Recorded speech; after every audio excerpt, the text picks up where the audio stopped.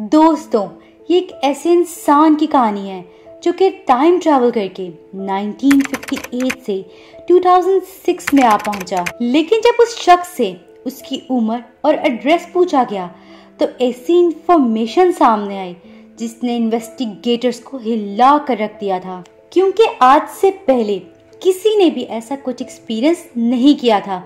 वो इंसान कौन था, कहां से आया और कैसे आया था, आए इस वीडियो में जानते हैं। ये बात है साल 2006 की, यानी आज से तकरीबन 18 साल पहले की, जब एक इंसान जिसका नाम सर्गी मुनामोरेंको था, यूक्रेन के कैपिटल कीव की रोड पर चलता हुआ मिला। उस वक्त उसने सोवियत यूनियन मिलिट्री का यूनिफॉर्म पहना था और उसके हाथ में एक पुराना कैमरा भी था। और उस सर्गी का सोवियत मिलिट्री यूनिफॉर्म पहन के रोड पे चलना लोगों को बिल्कुल पसंद नहीं आ रहा था, जिसकी वजह से कुछ लोगों ने उसको बुरा भला भी कहा। लोगों के बिहेवियर देखकर वो भी परेशान और नर्वस था, क्योंकि उसे भी कुछ पता नहीं था कि आखिर हो क्या रहा है। तभी एक करीब से जाती हुई पुलिस कार में मौजूद ऑफिसर्स की नजर उस पर पड़ी। ऑफिसर्स ने सर्गी को रोका और उससे सवाल जवाब करने लगे, लेकिन सर्गी का बिहेवियर बिल्कुल भी नॉर्मल नहीं था। वो खुद परेशान था कि वो कैसे और कहां आ गया है। सर्गी के इस बिहेवियर को देखते हुए पुलिस ने उससे आइडेंटिफिकेशन मांगी और उससे पूछा कि तुम कहां से आए हो, जिसके जवाब में उसने कहा कि मैं गुम हो गया हूं और मुझे नहीं पता कि मैं कहां हूं। फिर जब पुलिस ने उसकी आईडी चेक की तो वो हैरान थे, क्योंकि सर्गी के पास जो आईडी थी वो सोवियत यूनियन की थी, लेकिन जिस कंट्री की उस आईडी पे सील थी वो कुछ 10 साल पहले ही खत्म हो चुकी थी।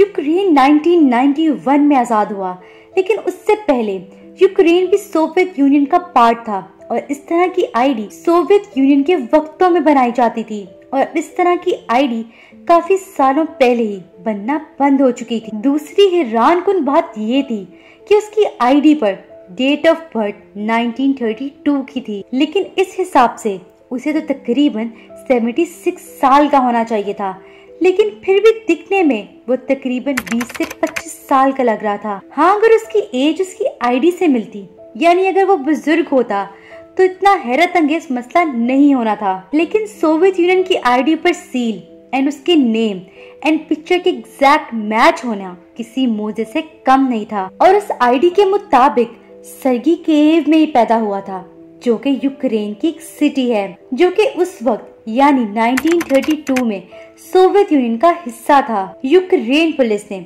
आईडी की वेरिफिकेशन भी की और हैरानकुन तौर पर उसकी आईडी बिल्कुल असली थी। अब ये मामला और कॉम्प्लेक्स होता जा रहा था, लेकिन अभी तो ये शुरुआत थी।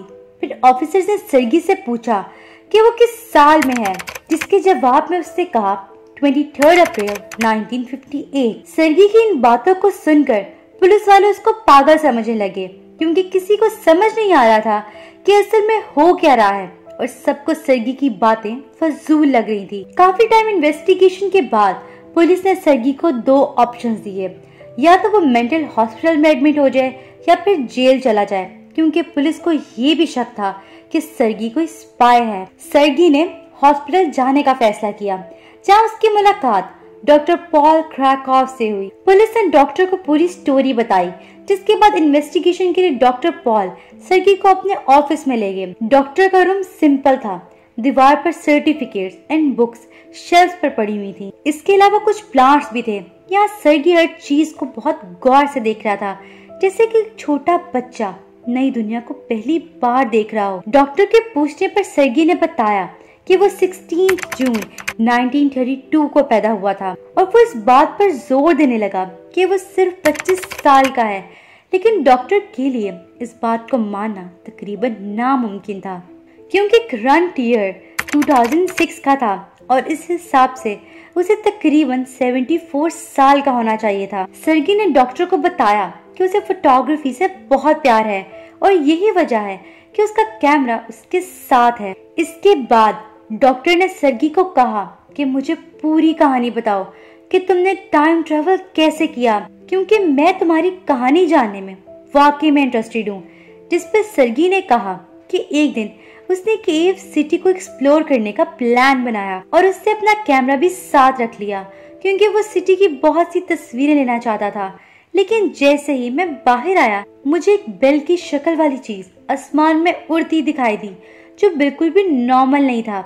यही सोचकर मैंने अपने कैमरे से उसकी तस्वीर ली और जैसे ही मैंने तस्वीर लेने के लिए कैमरे का बटन को दबाया, मैं कीव की रोड पर मौजूदा जमाने में पहुंच गया। डॉक्टर पॉल अब एक अजीबोगरीब और उलझन वाली सिचुएशन में थे क्योंकि सर्गी इतनी कन्विक्शन से बात कर रहा था कि सब सच लग रहा था, लेकिन दूसरी तरफ हकीकी दुनिया में उसकी बातों पर यकीन करना भी मुश्किल था।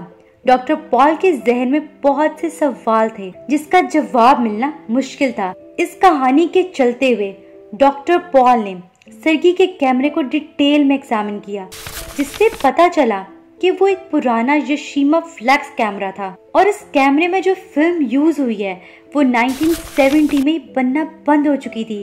ये ऐसे ही था जैसे आज के दौर में कोई टाइपराइटर के जरिए ईमेल भेजे। इस मामले की मजीद जांच पड़ताल के लिए डॉक्टर पॉल ने एक माहिर फोटोग्राफर वदीम पॉइजर की मदद ली। वदीम ने जब उस कैमरे की जांच की तो पता चला कि सर्गी के पास पहले 120 डुअल लेंस रिफ्लेक्स कैमरा है जो कि यशिका कंपनी ने 1953 में बनाया था और उस कैमरे में जो फिल्म थी वो भी बहुत अच्छी हालत में थी। ये वैसे ही है जैसे अगर रोड पर कोई क्लासिक कार मिल जाए और वो जबरदस्त कंडीशन में हो और पुरानी होने के बावजूद ठीक चलती हो। फिर डॉक्टर पॉल ने वदीम को उस कैमरे में मौजूद पिक्चर्स को डेवलप करने के लिए कहा ताकि पता चल सके कि असल में वाकई सर्गी ने यूएफओ की पिक्चर्स ली हैं कि नहीं। लेकिन पिक्चर्स की डेवलपमेंट आसान होने वाली नहीं थी क्योंकि ये कैमरा बहुत पुराना था। इसके लिए वदीम को काफी टाइम और मेहनत लगी। ये ऐसा ही था जैसे किसी एंटीक पेंटिंग को उसकी ओरिजिनल शक्ल में लाना। लेकिन जब तस्वीर को डेवलप किया गया तो सब देखकर हैरान थे कि पिक्चर्स में वाकई बेल शेप की यूएफओ मौजूद थी।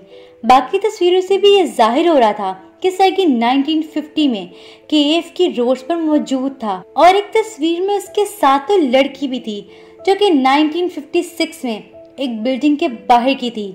लेकिन अभी भी सारी पिक्चर्स डेवलप नहीं हुई थी। सब पिक्चर्स को डेवलप करने के लिए बहुत से वक्त और मेहनत की जरूरत थी। इसी दौरान सर्गी पर नजर रखने के लिए उसको एक कमरे में रखा गया जहां हर तरफ कैमरे थे। उसी दिन जब सारी पिक्चर्स डेवलप हो गई और डॉक्टर पॉल दोबारा सर्गी से सवाल जवाब करने लगे तो देखा कि सर्गी वहां से गायब था। पुलिस के सीसीटीवी कैमरा से पता चला कि सर्गी उस कमरे में तो दाखिल हुआ था लेकिन उसके वहां से बाहर निकलने की फुटेज नहीं मिली। पुलिस ने आसपास के सब कैमरास चेक किए लेकिन सर्गी किसी एक कैमरा में भी नहीं आया था। सर्गी का एकदम से गायब हो जाना उसकी कहानी के सच होने को जाहिर करने लगा था। अब सर्गी के वहां से गायब होने के बाद पुलिस एंड डॉक्टर्स के पास बस वो पिक्चर्स ही थी जो सर्गी के कैमरा की रील से डेवलप की गई थी। डॉक्टर पॉल ने उन तस्वीरों को गौर से देखना शुरू किया और इस केस को सॉल्व करने की कोशिश की। उन सब तस्वीरों में से डॉक्टर पॉल ने सर्गी की वो तस्वीर देखी जिसमें वो लड़की के साथ खड़ा था। डॉक्टर पॉल ने पुलिस से मदद ली और उस लड़की के बारे में इन्वेस्टिगेशन स्टार्ट की। काफी दिनों की मेहनत के बाद पुलिस को एक फाइल मिली जिसके मुताबिक 1958 में एक आदमी के अचानक गुम हो जाने की कंप्लेन थी। पुलिस ने फौरन उस लड़की को ढूंढना शुरू किया और इसी इन्वेस्टिगेशन के चलते पुलिस ने तस्वीर में मौजूद लड़की का भी पता कर लिया। असल में वो लड़की सर्गी की वाइफ थी जिसका नाम वैलेंटीना था और वो 74 साल की हो चुकी थी। जब वो वैलेंटीना से मिले तो उसने उन्हें एक फोटो 1958 की दिखाई। हैरान कुन तौर पर उसके पास भी वही तस्वीर थी जो सर्गी के पास थी जब वो 2006 में डॉक्टर पॉल से मिला था। डॉक्टर एंड पुलिस ने वैलेंटीना को सबको डिटेल में बताया। वैलेंटीना ये सब सुनकर बहुत ही हैरान थी और उसने ये भी कंफर्म किया कि सर्गी की कही हुई बातें सच हैं। वैलेंटीना ने पुलिस को बताया कि सर्गी अप्रैल 1958 में अचानक कुछ दिनों के लिए गायब हो गया था लेकिन फिर वो वापस आ गया और किसी को कुछ नहीं बताया कि वो कहाँ था। वैलेंटीना ने ये भी बताया कि जब सर्गी वापस आया तो उसके बाद वो हमेशा परेशान रहता और गायब होने के बारे में बात करने से भी घबराता था। ऐसे ही 2 साल तक चलता रहा और फिर आखिरकार वो 1960 में दोबारा गायब हो गया और कभी वापस नहीं आया। लेकिन सर्गी के गायब होने से पहले 1960 में उसने वैलेंटीना को बताया कि जब वो 1958 में गायब हुआ था तो वो टाइम ट्रैवल करके 2006 में चला गया था। कुछ ऐसे वहां फंसा रहा और फिर वहां से वापस आ गया। वैलेंटीना ने बताया कि एक दफा उसे सर्गी की तरफ से एक लेटर मिला जिसमें एक तस्वीर भी थी। उस तस्वीर में सर्गी तकरीबन 40 साल का हो चुका था और उसकी दाढ़ी भी आ चुकी थी। उस तस्वीर की इन्वेस्टिगेशन से पता चला कि वो तस्वीर यूक्रेन के शहर कीव के दरिया के सामने ली गई थी।